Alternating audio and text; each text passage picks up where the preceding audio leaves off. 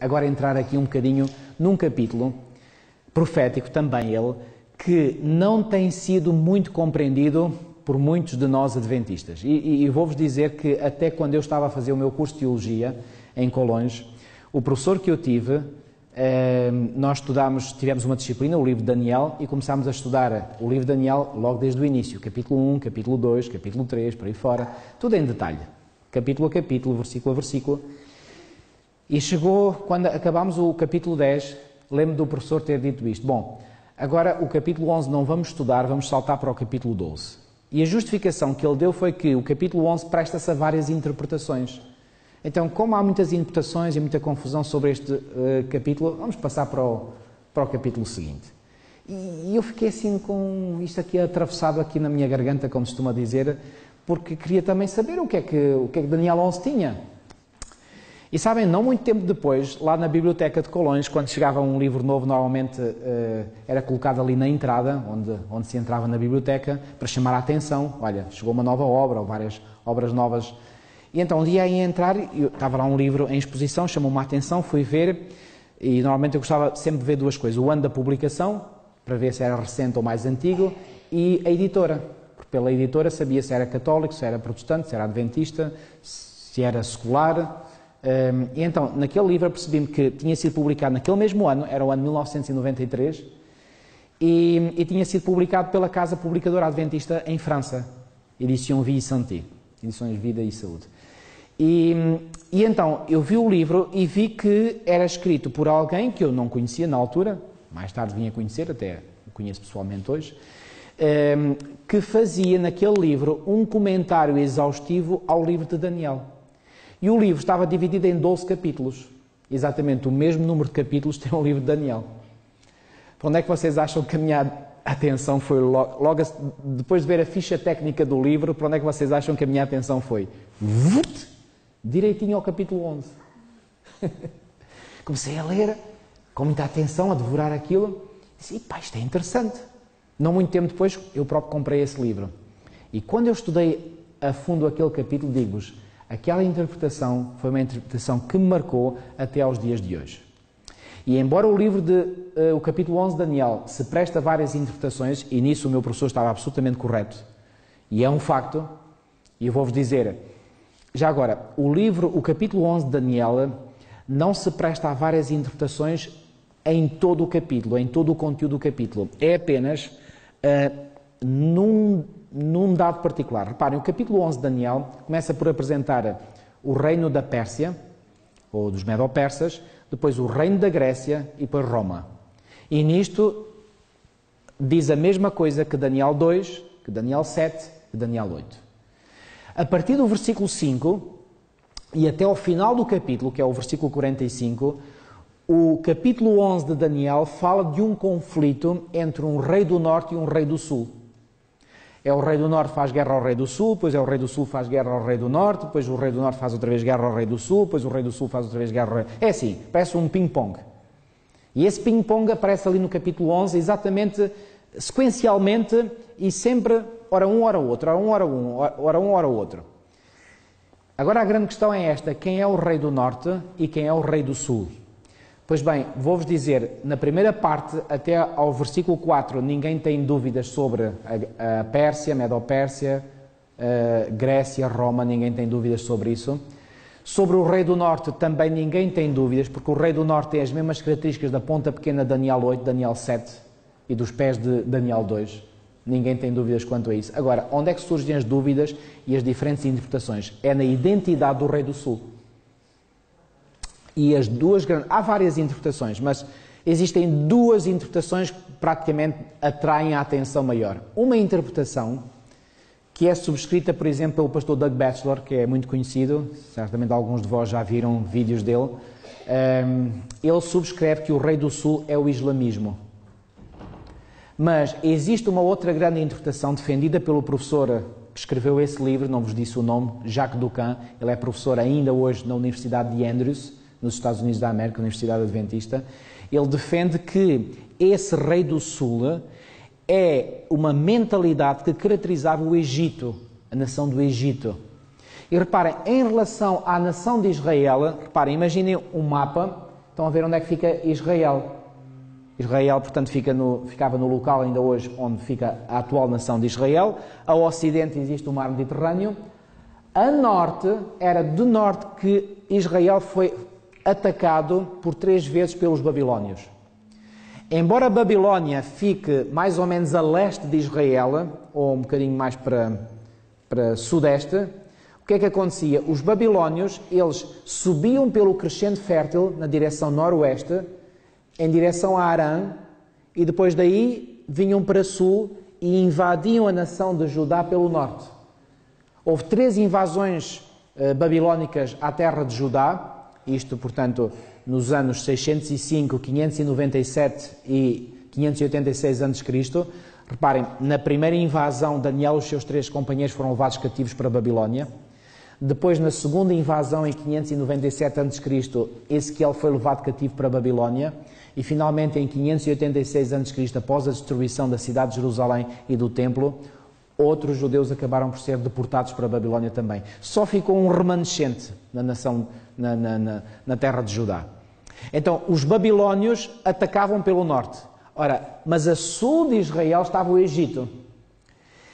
E então, aqui não é tanto uma guerra entre nações literais, até porque aquela regularidade que nós encontramos no capítulo 11 de Daniel apela imediatamente à razão do leitor e do intérprete e faz-nos pensar que aquilo não pode ser interpretado literalmente, tem que ser interpretado no sentido figurativo. E no sentido figurativo, pois bem, o rei do norte e o rei do sul não são 2 reinos literais, mas sim 2 sistemas ideológicos. E o que é que diferencia a ideologia do rei do norte e a ideologia do rei do sul? Isto, escutem bem com atenção que este ponto é fundamental. A mentalidade do rei do norte é uma mentalidade de alguém que acredita em Deus, mas quer estar no lugar de Deus. Quando nós lemos Isaías 14, e lemos lá, por exemplo, que tu dizias no teu coração, eu subirei às mais altas nuvens, assentarei-me na extremidade do norte, serei semelhante ao Altíssimo. Se lerem o início do capítulo 14, diz lá que isto é algo que o profeta deveria dizer contra quem? Contra o rei de Babilónia. Portanto, o rei de Babilónia tem esta mentalidade de querer estar no lugar de Deus. Ele não nega a existência de Deus, mas simplesmente ele quer estar no lugar de Deus. Isto é o que caracteriza a mentalidade de Babilónia. Ao passo que aquilo que caracteriza a mentalidade do rei do sul é o Egito, e o Egito, por exemplo, Ellen White nos diz que quando Moisés e Arão, o seu irmão, foram à presença do faraó para que este deixasse sair o povo de Israel do Egito, Faraó respondeu, e está registado em Êxodo 5:2, quem é Deus para que eu ouça a sua voz? E Ellen White diz-nos que essa resposta de Faraó denotou ateísmo. Então a mentalidade do rei do sul do Egito é uma mentalidade caracterizada pelo ateísmo. Por outras palavras, põe Deus fora da equação. Agora, como é que isto se manifestou? Estas 2 mentalidades se manifestaram ao longo dos séculos? Muito simples. A mentalidade do rei do norte foi sempre corporalizada por um poder que queria estar no lugar de Deus, não negava a existência de Deus, mas queria estar no lugar de Deus, ao passo que a mentalidade do rei do sul é uma mentalidade que afasta Deus, afasta os princípios, claro, se não acredita em Deus, não quer saber dos princípios divinos, põe esses princípios de parte e põe no seu lugar outros princípios morais inventados por ele. Você dizia, mas o que é que isto tem a ver com a atual história do nosso mundo? Tem a ver no seguinte, amigos, é que hoje ainda vemos entre nós, e eu já vos vou dar exemplos e vai passar a ficar muito claro entre vós, ainda hoje nós temos exemplos de que estas 2 mentalidades, rei do norte e rei do sul, não desapareceu, está bem viva e de saúde.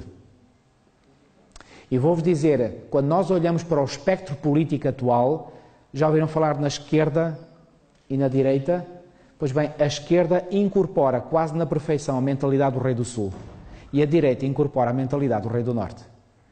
Nos Estados Unidos, isto para mim só foi claro a partir de há uns anos esta parte, nos Estados Unidos existem 2 grandes partidos políticos, como sabem, o Partido Democrata e o Partido Republicano. O Partido Democrata encarna a mentalidade do rei do sul, o Partido Republicano a mentalidade do rei do norte. E ao longo da história, sempre estes dois grandes sistemas ideológicos estiveram à luta um com o outro. Eu pergunto, qual deles é o melhor? E eu atrevo-me a responder, venha ao diabo e escolha. Nenhum deles é o melhor. Agora, sabem, estes dois sistemas ideológicos, todos de origem, têm a assinatura de Satanás. O que é que Satanás procura fazer através destes dois sistemas ideológicos? Primeiro, aqueles que ele conseguir convencer que Deus não existe, ótimo, esses já estão logo do seu lado. Porquê? Porque, reparem, se eu acredito que Deus não existe, então, obviamente, eu vou acreditar que não tenho que prestar contas a ninguém. Logo, se não tenho que prestar contas a um Deus que julga todas as coisas e todos, então eu posso fazer a minha vida como quero. E reparem, uma das razões que motiva muitas pessoas a não querer acreditar em Deus é que eles não querem aceitar a ideia que têm que prestar contas diante de um Deus que é juiz. Então o ateísmo serve perfeitamente os interesses de um coração que não se quer submeter à vontade de Deus. Deus não existe. Logo, se Deus não existe, pronto, eu não tenho que dar contas a ninguém, eu vivo a minha vida como eu quero. Mas existem outras pessoas, e Satanás sabe isso muito bem, que ele não consegue enganar com a ideia de que Deus não existe. São pessoas que têm um certo temor no seu coração quanto à existência de Deus. E então ele pensou assim, ok, para essas eu tenho um cardápio especial que se adapta às suas necessidades. Ok, vocês podem continuar a acreditar em Deus. Até podem aceitar alguns dos seus princípios. Só que ele se encarrega de fazer com que não aceitem todos os princípios de Deus. Lembram-se o que é que Tiago diz, por exemplo, em Tiago 10 a 12? Que se alguém guarda toda a lei, mas tropeça num só ponto, se torna quê? Culpado de todos. Se alguém aceita alguns princípios divinos, mas não aceita a totalidade dos princípios divinos, equivale a que é isso? Equivale a não aceitar nenhum. Logo, essa pessoa pode fazer profissão de fé em Deus, mas se não vive os princípios de Deus, isso serve para quê? Serve para nada. E, portanto, Satanás tanto consegue controlar aqueles que negam a existência de Deus, como aqueles que dizem que acreditam em Deus, mas não fazem a sua vontade. Controla ambos. Estão a entender? Então, tem sido através destes dois grandes temas ideológicos que tem havido um confronto ao longo da história, porque o inimigo quer pôr as pessoas em luta umas com as outras, para destruir o maior número, e ainda nos nossos dias, o panorama político global tem estas características. E agora vou-vos dizer, sabem o que é que o rei do Sul produziu ao longo da história? Olhem, produziu subprodutos dessa mentalidade. Quais são esses subprodutos? Bom, o ateísmo, o comunismo, o socialismo, o humanismo. E reparem, todas essas mentalidades excluem Deus da equação.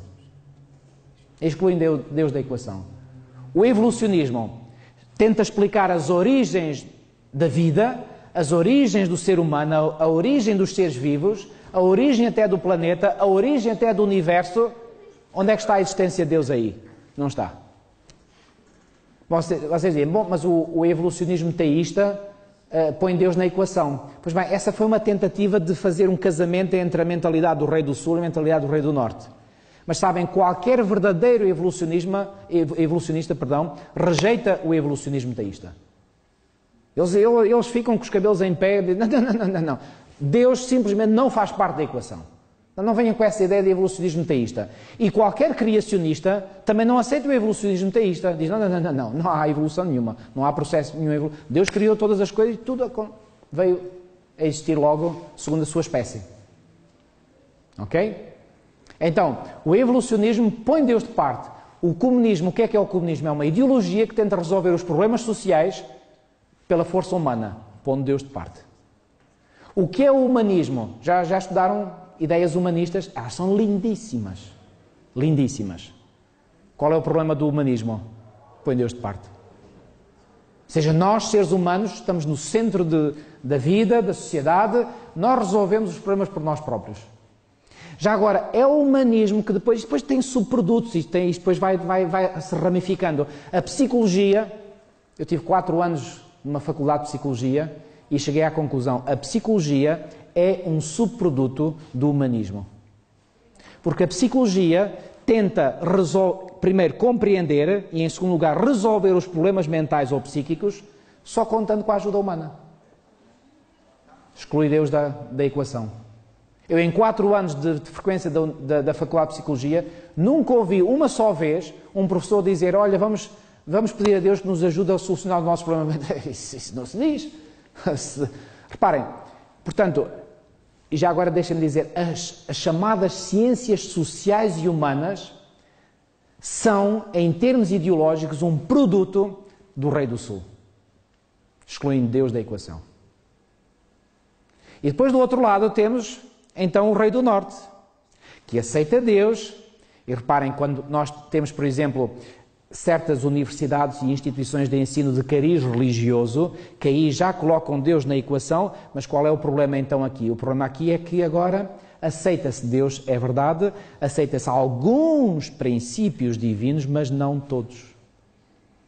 Já agora, vou-vos dizer que um outro subproduto do Rei do Sul, sabem qual é? Feminismo. Homossexualidade, a agenda dos homossexuais da comunidade chamada LGBT é Rei do Sul. Sabem porquê? Porque na palavra de Deus nós encontramos que Deus, lá está Deus, no centro da compreensão, criou no início um homem e uma mulher, 2 sexos diferentes. E que o casamento não é entre um homem e várias mulheres, ou entre uma mulher e vários homens, é entre um homem e uma mulher. Este foi o plano que Deus idealizou e foi o plano que Deus concretizou. Pois bem, agora vêm estes indivíduos com esta mentalidade, como não querem saber nada de Deus, põem Deus de parte e dizem: não tem que ser como os cristãos dizem que Deus criou, porque Deus não existe, isso é uma invenção humana, nós vamos criar um casamento à nossa medida. E o casamento à medida deles é que o casamento tanto pode ser entre um homem e uma mulher, como pode ser entre 2 homens ou 2 mulheres, ou para quem aceita a poligamia, um homem e várias mulheres, ou uma mulher e vários homens. E, portanto, quer o conceito homossexual, quer o conceito da poligamia, o que é que tenta fazer? Aquilo que Deus idealizou no princípio põe-se de parte e no lugar põe-se algo de origem humana. Isto é a mentalidade do Rei do Sul. E para além do feminismo, e já agora deixem-me dizer-vos que o feminismo também tem uma outra agenda, que é o seguinte: Deus no início fez um homem e uma mulher. Eles são diferentes. E porque são diferentes, Deus atribuiu funções diferentes ao homem e à mulher. Isto não quer dizer que o homem e a mulher são diferentes em valor e em dignidade. Não. O homem e a mulher, aos olhos de Deus, têm o mesmo valor, repito, o mesmo valor e a mesma dignidade. Mas Deus criou homem e mulher com funções diferentes. Dou-vos um exemplo, que acho que ninguém vai ousar contestar aquilo que eu vou dizer. A quem é que Deus deu, ou a que género é que Deus conferiu a função da maternidade? A quem? À mulher, certo? Alguém me consegue contestar isso? Por muito que os homens se esganem, nunca vão emprenhar. Certo? Porquê? Porque Deus estabeleceu as coisas desta maneira. Da mesma forma, existe, por exemplo, uma função, que isto já é muito posta em causa, a função, por exemplo, da liderança. Deus deu a função da liderança ao homem. Mas sabe o que é que estas agendas tentam fazer? Dizer, não, as funções é tudo igual. Os homens fazem a mesma coisa que as mulheres fazem a mesma coisa que os homens. Isto não é plano divino, isto é mentalidade humana. E reparem, quando nós lemos com atenção a palavra de Deus, e em particular o Espírito de Profecia, é muito, muito claro que Deus deu determinadas funções para serem exercidas pelo homem e deu outras funções para serem exercidas pela mulher. Isto não quer dizer que um está num plano inferior que o outro. Não. É em termos de valor e dignidade, têm todos o mesmo valor e a mesma dignidade. Pergunto, o Pai, o Filho e o Espírito Santo são pessoas distintas, sim ou não? Sim. Têm eles todos o mesmo valor e a mesma dignidade, sim ou não? Têm funções iguais e idênticas? Não. E reparem, quando a Bíblia diz que Deus criou o homem à sua imagem e semelhança, o que é que quer dizer? Que na humanidade ele pôs o reflexo da própria divindade. E a humanidade era para refletir a imagem da divindade. Assim como os elementos que compõem a divindade são diferentes, têm o mesmo valor e a mesma dignidade, mas têm funções diferentes, também na humanidade esse esquema era para ser refletido. Pessoas diferentes, com o mesmo valor e a mesma dignidade, mas funções diferentes. Está isso claro na vossa mente, sim ou não? Agora, porque é que eu fui buscar disto? Mentalidade do Rei do Sul. E já agora, sabem que ao longo da história, e vindo agora para a história mais recente, sabem que na Bíblia, por exemplo, em Apocalipse, no capítulo 11, nós temos a menção a uma besta que sobe do abismo. Sabem que besta é esta que sobe do abismo? Como nós comparamos texto com texto, colocamos tudo junto, fica bem claro que no tempo apropriado, essa besta que surge do abismo é um poder que surgiria na cena da história e que teria características tal de Sodoma. Qual era uma das características de Sodoma? Libertinagem, homossexualidade, pôr os valores morais por terra. E outra característica teria características do Egito, diz lá em Apocalipse 11. Qual é a característica principal do Egito? Já vos disse, ateísmo. E sabem qual foi a nação na história mais recente que teve características de Sodoma e do Egito? A França, sobretudo no contexto da Revolução Francesa. Eu tive um professor, ele já faleceu há muitos anos, o nome dele era Pierre Lanarès. Ele defendeu uma tese de doutoramento na Sorbonne, na universidade mais famosa de Paris, onde ele provou por A mais B, historicamente, que a Revolução Soviética de 1917, este ano, em outubro, vai-se comemorar 100 anos dessa Revolução Soviética. Essa Revolução Soviética é filha legítima, expressão dele, da Revolução Francesa. Porquê? Porque em termos ideológicos é a mesma coisa. O que é que a Revolução Soviética trouxe? A ideologia comunista. O que é a ideologia do comunismo? Pôr Deus fora da equação. O que é que a Revolução Francesa fez? Deus fora da equação. Isto é interessantíssimo. E reparem o que é que acontece. Quando essa besta que surge do abismo, o que é que ela vai fazer? Vai dar uma ferida mortal contra quem? Contra aquela besta mencionada em Apocalipse 13. E reparem, o que é que nós vemos aqui? Quando Satanás vai deixar de poder utilizar em todo o seu potencial esta besta que ele usou com sucesso durante muitos séculos, agora vai-se utilizar de uma outra besta. E sabe o que Ellen White diz? Que os princípios e a ideologia da Revolução Francesa se encontrariam na nossa sociedade nos últimos dias. E sabem, voltando à história dos Estados Unidos, os Estados Unidos, através da agenda que o Partido Democrata tem levado avante, eles durante muitos anos não foram a fundo ao levar avante a sua agenda. Porque não se esqueçam que os Estados Unidos são uma nação de tradição protestante, fundada em alguns princípios bíblicos. E certamente por isso o Partido Democrata não conseguiu levar muito avante os seus objetivos. Mas ultimamente, e sobretudo nestes 8 últimos anos da administração Obama, e atenção, aqui não interessa tanto as pessoas em si, não estamos a falar agora tanto de pessoas, estamos a falar de movimentos ideológicos. O Obama, com ou sem o seu consentimento, mas certamente com o seu consentimento, porque ele era o presidente, ele fez com que a agenda ideológica de esquerda, também chamada como agenda liberal, secular, de esquerda, avançasse enormemente. Reparem, em junho de 2015, o Supremo Tribunal dos Estados Unidos decretou uma lei obrigando os restantes Estados dos Estados Unidos que ainda não tinham adotado leis a favor do casamento homossexual, fossem agora obrigados a aceitar essas leis. Havia 35 Estados que já tinham aceitado a lei a favor dos chamados casamentos homossexuais. Agora, os 15 Estados restantes foram obrigados a aceitar. A agenda liberal de esquerda estava a avançar. E sabem o que é que aconteceu na sociedade americana? Isto eu descobri há pouco tempo. Aqueles que são, e quando eu ouço alguns políticos, sobretudo aqui no nosso país, que pouco ou nada conhecem da história americana, sobretudo das suas raízes bíblicas e protestantes, alguns dizerem a América Profunda. O que é essa América Profunda? A América constituída por norte-americanos que vivem em meios rurais. A América Profunda é aqueles estados do centro dos Estados Unidos, porque a parte mais liberal dos Estados Unidos é a parte da costa leste e a costa oeste. Estados como o estado de Nova Iorque, o estado de Massachusetts, hoje em dia estão quase todos liberais. Pode haver lá indivíduos que ainda são, digamos, têm princípios bíblicos e protestantes, mas a maioria da população tornou-se liberal. Vamos para a costa oeste de Califórnia, aquilo é ultra-liberal. Estados como o estado de Washington, o estado de Oregon, liberal. Vejam nas eleições. Esses estados são estados azuis. Os estados do centro dos Estados Unidos, estados vermelhos, estados republicanos.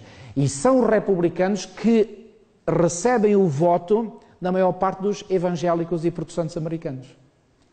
Em 2004, quando o George Bush ganhou a reeleição, eu ouvi na rádio, com os meus próprios ouvidos, o então Mário Soares, o Dr. Mário Soares, que faleceu agora há pouco tempo, como sabem, dizer, ele estava manifestamente contra a reeleição do Bush, e ele disse, o Bush ganhou porque quem o elegeu foram os evangélicos. E quando eu ouvi isso, uau! Aquilo captou-me a atenção. E eu pensei para comigo, epá, este homem conhece mesmo de política. E ele está por dentro disto. E agora vou vindo aos dias do Trump. Sabem, quando eu comecei a ver que os evangélicos americanos estavam todos a defender o Trump, eu pensei para comigo, o Trump tem a vitória ganha. E há bocadinho aqui na outra sessão estava aqui alguém que disse, pastor, eu lembro quando estivemos no acampamento de famílias do verão passado, você ter lá partilhado connosco a ideia de que acreditava que o Trump ia ganhar. E na altura, todas as sondagens indicavam que a Hillary Clinton estava à frente e que ela ia ser ela que ia ganhar. A CNN chegou um momento a dizer, ela tem 93% de hipótese de ganhar a corrida presidencial. Só que eu comecei a ver uma coisa, sabem o que é que foi? É que essa mídia norte-americana, tipo CNN, Washington Post, The New York Times, etc., essa mídia, esses meios de comunicação social, são meios de comunicação social de esquerda. Ou seja, estavam a ser manipulados pelos indivíduos de esquerda para apoiar quem? Apoiar o candidato que lhes interessava, que era a Hillary Clinton. Mas depois eu comecei a ir a outros sites e a outra comunicação social que é do outro lado, do espectro político. Do lado republicano, e uma das grandes cadeias de televisão, por exemplo, nos Estados Unidos, que é do lado conservador, do lado republicano, é a Fox News. Então eu comecei a ouvir a Fox News, e a Fox News apresentava outras sondagens que davam a vitória do Donald Trump como certa. E comecei a ver Infowars e outros indivíduos, e todos esses diziam, não, as sondagens estão corrompidas. Quem está à frente nas sondagens é o Donald Trump. E sobretudo quando eu comecei a ver que indivíduos, pastores protestantes, estavam a dizer que nós não subscrevemos necessariamente tudo no nosso candidato, mas não temos outra alternativa, vamos votar em quem? Portanto, apoiamos o Donald Trump. E houve um vídeo, esse aí foi mesmo algo que me mexeu comigo, em que o Donald Trump estava junto de uma série de pastores protestantes e sabe o que é que eles fizeram? Puseram-se de joelhos, oraram por ele e invocaram a presença de Deus sobre ele, dizendo, Senhor, unge este homem com o teu Espírito, que ele possa ser o nosso próximo presidente e que, ao ser o presidente, o possas usar para trazer a nossa nação de volta aos grandes princípios da tua vontade. Ui, aquilo até me arrepiou. E eu, quando comecei a ver isso, disse, não, este homem, apesar do que ele é, comecei-me a lembrar de Nabucodonosor, em que Deus diz de Nabucodonosor, ele é o meu servo. Comecei-me a lembrar de Ciro, em que Deus diz de Ciro, o meu ungido, o meu pastor. Eu disse, dar-se-á o caso de que Deus possa usar este homem, apesar de ele ser o que é. E reparem, Deus chamou de Nabucodonosor meu servo, apesar de ele ser o que era. Certo? Dar-se-á o caso de que Deus possa usar este homem para trazer esta nação de volta aos grandes princípios protestantes, ou a alguns deles, e finalmente pôr na linha, pôr em ordem, outros que são mais ímpios. E em termos ideológicos, quem é que é mais ímpio do que o Rei do Norte? Reparem, o Rei do Norte não tem a perfeição completa, mas em termos comparativos, o Rei do Norte tem mais verdade, tem mais princípios que o Rei do Sul. E o que é que agora o Presidente, este Donald Trump, vai fazer, e podem esperar isso? O que ele vai fazer, e já está a fazer como Presidente, ele agora está a contrariar e a deitar por terra tudo aquilo, todos os excessos que o Rei do Sul fez com a anterior administração. Assim que ele foi eleito, foi logo, decreto. Cortou o financiamento a entidades que apoiam o aborto. Tinham sido apoiadas financeiramente pela administração Obama. A administração Obama apoiou que qualquer indivíduo, sendo que é mulher, pode ir, é homem, mas sendo que é mulher, pode ir à casa de banho das mulheres. A mulher, sendo que é homem, pode ir à casa de banho dos homens. O Donald Trump já reverteu essa lei, acabou com essa lei. E ainda dizem que Donald Trump é maluco. Maluco foi o outro. Repare, isto são aberrações autênticas. E ele vai fazer muito mais para quê? para que a agenda protestante possa vingar cada vez mais. Vocês dirão, mas o que é que isso nos interessa, pastor?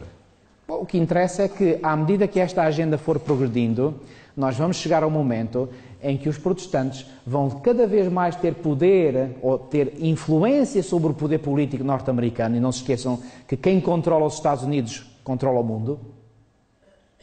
Porque todas as nações hoje... Vocês sabem quando foi estas eleições passadas, dia 8 de novembro? Eu fiquei pasmado. Eu ouvi um bocadinho... Reparem, numa estação ferroviária em Seul, puseram lá ecrãs enormes para os sul-coreanos que estavam na estação a acompanhar os resultados da eleição norte-americana. Mas isso alguma vez se viu na história humana? Grupos de estudantes em universidades chinesas, mas muitos, estavam a acompanhar pela CNN, por outras, o desenrolar da eleição americana. Isto para dizer o quê? Todo mundo tem os olhos postos nos Estados Unidos hoje. Todo mundo. Sejam árabes, sejam chineses, sejam russos. O Vladimir Putin, não dizem que ele estava a fazer uma forcinha para que o Donald Trump ganhasse. Todo mundo tem os olhos postos nos Estados Unidos da América. E com todo este aparato que o Donald Trump deu na sua campanha, ainda chamou mais a atenção. E todos estão na expectativa, o que é que ele vai fazer? Então, mais uma vez, agora a atenção ainda se foca cada vez mais nos Estados Unidos. E eu acredito que isto Deus está a permitir para que as pessoas olhem para a nação líder. E o que a nação líder fizer, as outras vão copiar. Eu diria que a sociedade das nações hoje é como um comboio. Quem é que dirige o comboio? São as carruagens ou é a locomotiva? É a locomotiva. Para onde a locomotiva vai, é para onde as carruagens seguem. A velocidade que a locomotiva imprime, mais depressa ou mais devagar, é a velocidade a que as carruagens vão. A locomotiva é os Estados Unidos da América. As outras nações, incluindo Portugal, vão a reboque da locomotiva. E o que é que vai acontecer daqui para a frente? Vai acontecer que no novo quadro que nós temos, cada vez mais os protestantes vão ter uma influência sobre o poder político norte-americano. Sabem que eu vou terminar com isto. Eu acredito que até quem esteve por trás disso foi o Dr. Ben Carson, que sabem que agora é ministro deste novo governo. Eles não chamam lá ministro, chamam secretário de Estado, é o secretário de Estado da Habitação, etc. Dr. Ben Carson, adventista. E eu creio que terá sido ele que organizou um encontro do Donald Trump, então candidato presidencial, com um grupo de pastores protestantes. Havia também alguns sacerdotes católicos, mas creio que a maioria foram pastores. E um desses pastores esteve nessa reunião, ouvi ele dar uma entrevista e a dizer que ficou claro nessa reunião que realmente o candidato deles era o Donald Trump. Ele disse uma coisa muito interessante. Nós não subscrevemos tudo do Donald Trump, mas não temos outra opção. Vamos votar em quem? Hillary Clinton, que representa a agenda liberal, a agenda de esquerda, disse eles já estavam fartos pelos cabelos. Estou a falar numa perspectiva protestante. E sabem o que é que houve nessa reunião? O Donald Trump, em determinado momento, disse: eu quero que vocês sejam os meus conselheiros quando eu for presidente. Ele não disse, se eu for presidente, eu quero que sejam os meus conselheiros. Ele nunca punha isso, se eu for. Ele dizia sempre, quando eu for. E já agora deixa-me dizer, sabem que o Donald Trump frequentou uma igreja protestante na sua infância, adolescência, juventude, e teve um pastor que marcou muito o seu pensamento. Sabem quem foi esse pastor? Norman Vincent Peale, que escreveu um livro, O Pensamento Positivo. A forma de o Trump pensar é praticamente plasmada no conteúdo desse livro, desse tal pastor. Okay? Agora, o que é que ele pediu a eles? Eu quero que vocês sejam os meus conselheiros. E um deles disse, Sr. Donald Trump, não podemos porque existe uma lei de 1954 chamada Lei de Johnson que não permite que os religiosos tenham uma influência sobre o poder político. Ele disse, quando eu for presidente, eu vou acabar com essa lei. Isto faz-me rir. Eu fico radiante ao ouvir estas notícias. Sabem porquê? Eu fico radiante porque isto vem ao encontro do quadro profético que nós adventistas conhecemos. E o que é que o nosso quadro profético que nós conhecemos diz? Que os protestantes é que vão ter uma influência sobre o poder político e que aqui está o Donald Trump a abrir a porta de par em par. Para que os protestantes, que é a religião, digamos, de tradição dos Estados Unidos, cada vez mais os religiosos influenciem o governo e, através do governo, o que é que eles vão fazer? Com que a sua agenda passe para a agenda política. Já agora, se vocês imaginem um pêndulo, quando nós afastamos um pêndulo, o que é que acontece quando o largamos? Ele vai para o outro lado. Quanto mais nós afastamos, mais ele vai para o outro lado. Sabe o que é que aconteceu? Não perguntem quem é que fez isto, mas o diabo certamente esteve por detrás. O que é que ele fez agora? Ele fez com que o pêndulo democrata, o pêndulo secular, o pêndulo de esquerda fosse levado até ao extremo, para que agora conseguisse fazer o quê? Para que agora politicamente a sociedade americana possa ir para o outro extremo. E qual é o outro extremo? É fazer com que a agenda do Rei do Norte, a agenda dos protestantes, possa ser ali, pumba, aplicada ali com toda a força. Que implicações é que isto tem para o povo de Deus? As implicações são as seguintes. É que quando tentarem implementar a agenda religiosa através da agenda política, vai chegar um momento que os protestantes vão dizer assim, não, nós queremos moralizar a América. E então, para que a América se torne ainda mais cristã, nós temos que fazer com que todos respeitem o dia do Senhor. E o dia do Senhor para o protestantismo é o domingo. Mateus 24 diz, quando virdes o abominável da desolação em lugar santo, então aqueles que estão na cidade fujam para os montes. Sabe, isso teve uma aplicação histórica no ano 70. Vai ter outra aplicação no tempo do fim. O abominável da desolação no tempo do fim é quando o povo de Deus for cercado, não agora por um exército literal, mas pelas circunstâncias. Esse abominável da desolação é o decreto dominical. E as coisas estão-se a preparar claramente para isso mesmo. O meu desejo para cada um de vós é que possamos olhar para os acontecimentos à nossa volta e perceber claramente que nada vai escapar ao controle divino. Deus disse que iria acontecer, vai acontecer. Vai acontecer. Eu durante algum tempo pensei, puxa, mas caramba, estes governos de esquerda, isto não condiz muito bem. Aí está esta reviravolta que estamos a assistir agora no mundo, e estamos a ver precisamente agora os Estados Unidos a ganhar um recrudescimento da mentalidade religiosa, os outros, os seculares, os de esquerda, eles estão com os cabelos em pé, porque eles acreditavam que a religião era coisa do passado, que era coisa que se podia um dia pôr lá no museu, e agora imaginem, eles estão a ver que o sentimento religioso, as ideias religiosas, estão todas a vir à superfície, e que os religiosos, os políticos com ideias religiosas, estão a levar a sua agenda bem avante. Quem é que tem a última palavra sempre? Deus tem a última palavra. Amigos, isto dá-me um regozijo tão grande, tão grande, tão grande, e finalmente eu termino dizendo isto. Quando eu vejo que Deus está no controle de todas as coisas, eu só posso responder de uma maneira. E essa maneira é, eu quero que aquele que controla todas as coisas também controle a minha vida. E por isso eu não tenho qualquer receio de me entregar pela fé nas mãos do Senhor e dizer, Senhor, controla a minha vida. Que esse possa ser o desejo que também está no coração de cada um de vós. Possam pedir, Senhor, controla a minha vida e faz com que eu possa estar do teu lado. Porque se nós estivermos do lado do Senhor, estamos do lado vencedor. E eu não quero estar do lado perdedor. Eu quero ser vencedor. O Donald Trump diz isso muitas vezes. Eu quando me meto em qualquer coisa é para ganhar. Ele ficou com aquela ideia do Norman Vincent Peale na ideia, pensamento positivo. Pois bem, vou-vos dizer, esses pensamentos positivos de origem humana pouco valem. Mas quando nós estamos do lado daquele que controla a história, daquele que manda todas as coisas, aí verdadeiramente estamos do lado vencedor. Que Deus nos abençoe grandemente. Amém. Ok. Bom, podemos terminar com uma oração? Vamos a levantar-nos. Nosso querido e amado Pai, muito obrigado, Senhor, por este momento que podemos aqui viver em comunhão uns com os outros, mas acima de tudo, Senhor, estou certo disso, em comunhão contigo, através da Tua Palavra. Senhor, permite que ao compreendermos a forma como Tu operaste no passado e que certamente continuas a operar hoje, porque Tu não mudas, nós possamos compreender, Senhor, que claramente todos os negócios, todos estas movimentações da história, elas são vigiadas por Ti e, acima de tudo, são controladas por Ti. Ó bom Pai, obrigado, Senhor, por sabermos que Tu mantens no controle da história humana. E queremos também, Senhor, dizer-te que queremos que Tu verdadeiramente estejas no controle da nossa vida. Ajuda-nos a nos entregarmos a Ti sem qualquer receio, pela fé, totalmente, para que sejas Tu a dirigir todas as coisas. E obrigado, Senhor, por nos ajudares a entender aquilo que se passa à nossa volta hoje, à luz da Tua Palavra. Ajuda-nos a compreender, Senhor, que aquilo que ainda não se cumpriu, a seu tempo, cumprir-se-á.